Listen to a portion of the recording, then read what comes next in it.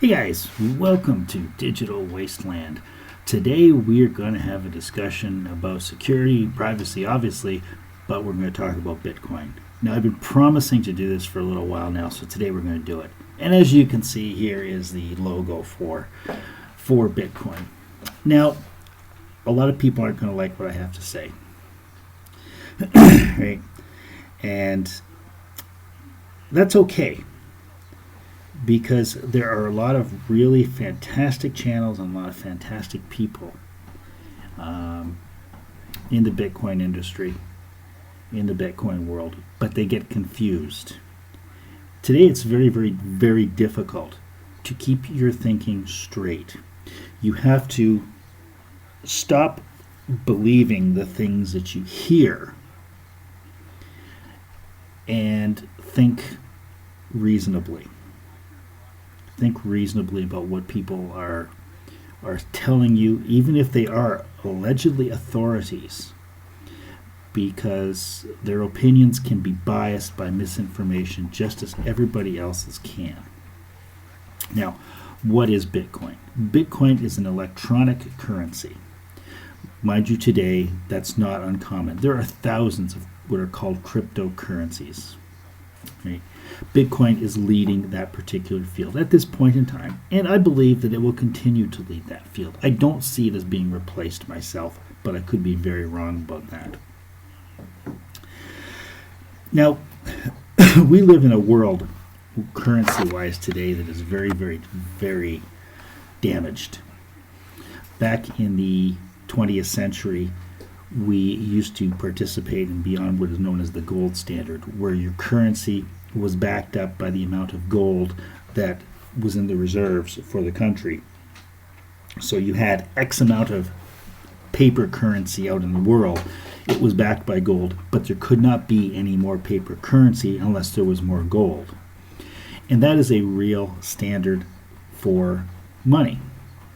Today we have what is referred to as fiat currency. No one is on the gold standard, and anytime they need more money, they just print more. So the value of it deteriorates, which is the reason for the great disparity in income ranges. It's not repression against women or against blacks or against anything else. It's the system that is broken. And if you don't know how to take advantage of the system, you will forever find yourself in a fight just for survival, whether it is what used to be a middle class fight or a lower class fight, when you don't understand how things work because you're not taught how things work. Did you take how to Did you take how to calculate mortgages when you were in school? Of course not. Did you do budgeting in school? Of course not. These things have been deliberately left from you because there is no reason that they would want you to succeed. But that's a totally different story. Cryptocurrency has intrinsic value just as old money did because it is backed by work. It is very difficult and very expensive to produce a Bitcoin, and that is referred to as mining. It is also, unlike centralized banks, where, as an example, the Bank of Canada oversees all of the banks in Canada, right? Including American ones that come in there. They just can't come in and throw open their doors, right? They're tied to the Canadian government.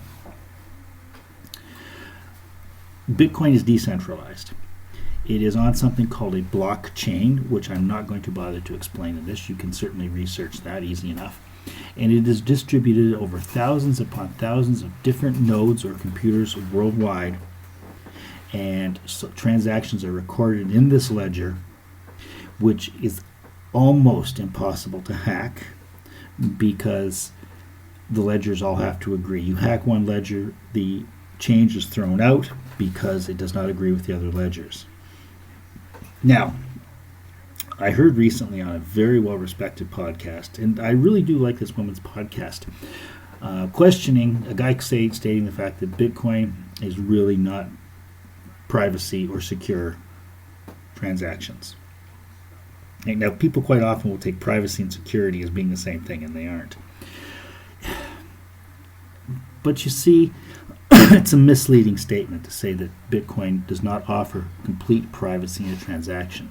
It depends on what you do. Right? And this, once again, is the campaign of misinformation.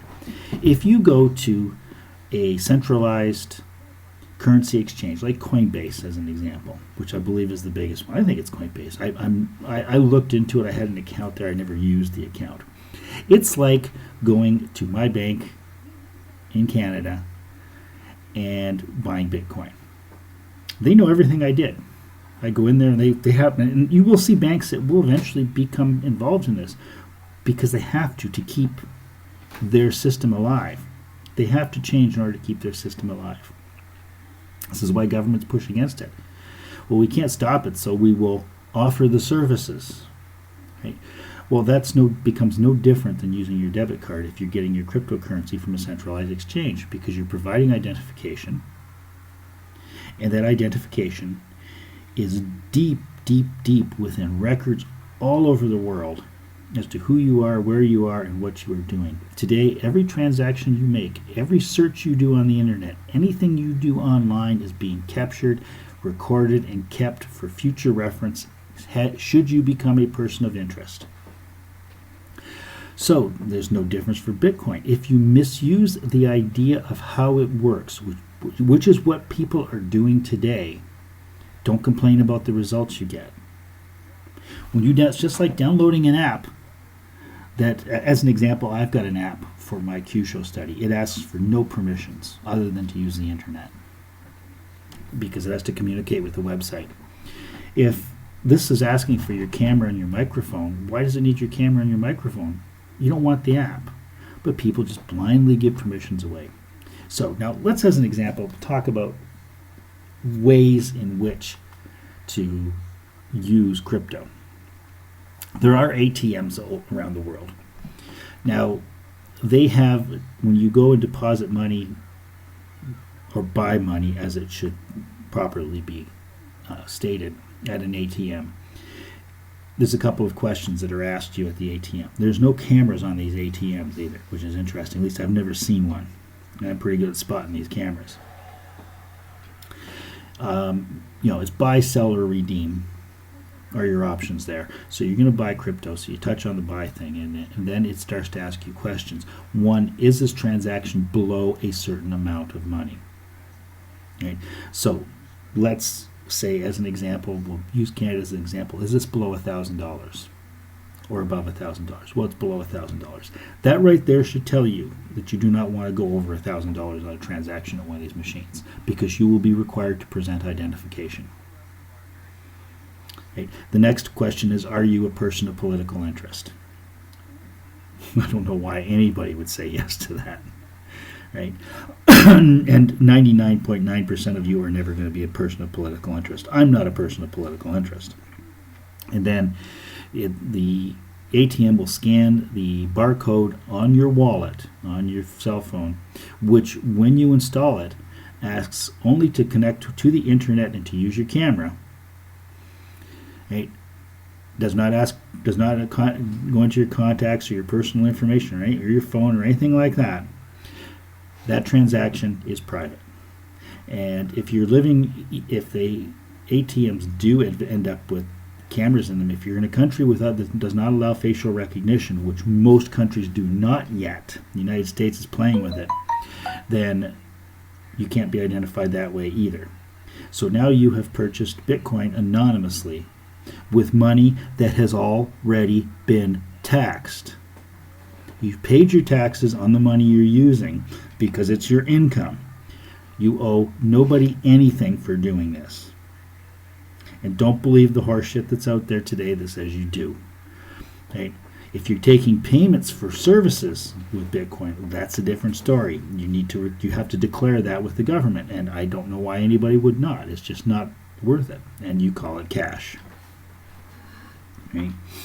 Now, you want to buy something from somebody if you want to send it to them, you send it to their wallet, because all you need is the number of their wallet to send it to them. If you want to buy something, you can buy something in their presence by scanning their wallet code and sending it to them that way.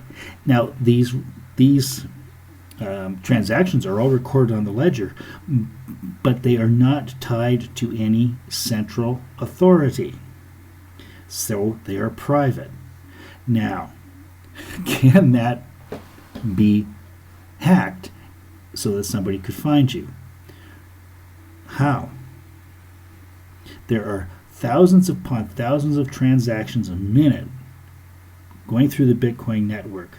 How is this going to get flagged as anything? And this is the question, is how is it going to get flagged? Now, if you go around bragging and you're a person of interest that I'm using, the Bitcoin at tunnel discount on Olette Avenue in Windsor to buy Bitcoin, well, that may get you watched. But you see, if you're cautious, then this is a completely private transaction. And to turn around and say that Bitcoin is not private is ludicrous. It's not private when people behave stupidly about their privacy. Right? Those two things are not mutually inclusive.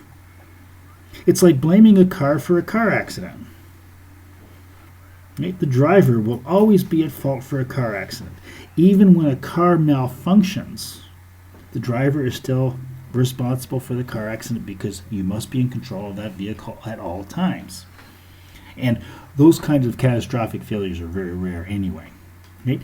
So if Bitcoin is something that is of interest to you, and I do suggest that you get involved in it, not to become rich. That's another one. You don't buy from any kind of exchange or any kind of person who's making you promises of, you buy this and it'll triple in 3 days or whatever. Those are scams. And there's more scams about money than anything else. The final thing I'm going to dispel is that this is used in the dark web for crime. No, cash is, boys and girls. Throughout the history of the world, there has never been any kind of currency more used for criminal activity than the US dollar, and that continues at this exact moment. That has nothing to do with the fact that it is the US dollar. That has to do with the power of the currency. Right? You cannot legislate or I guess legislate's the best word I can come up with. Bad people. It's like the misconception that more gun laws will somehow or another save lives. Criminals don't care about your laws.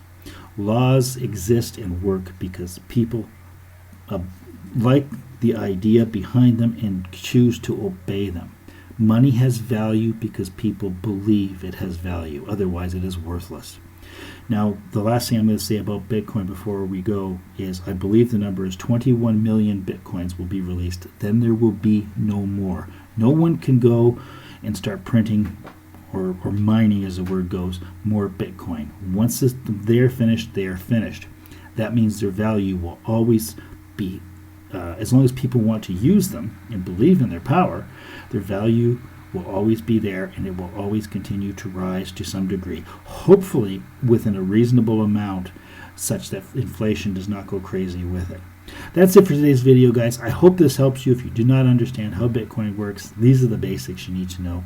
Feel free to leave a comment and ask any question you like. If I don't have the answer, I will get it for you. Right, finally, don't forget to subscribe to the channel, click the notification bell, like the videos. Always feel free to leave a comment and go visit our Patreon page because we can only exist with your help. It's extremely important that if you want to get the true message of privacy, the no bullshit message of how to be private in today's world of mass surveillance, we need help to get that message through to people. Have a great day and thanks for watching. See you next time. Ciao.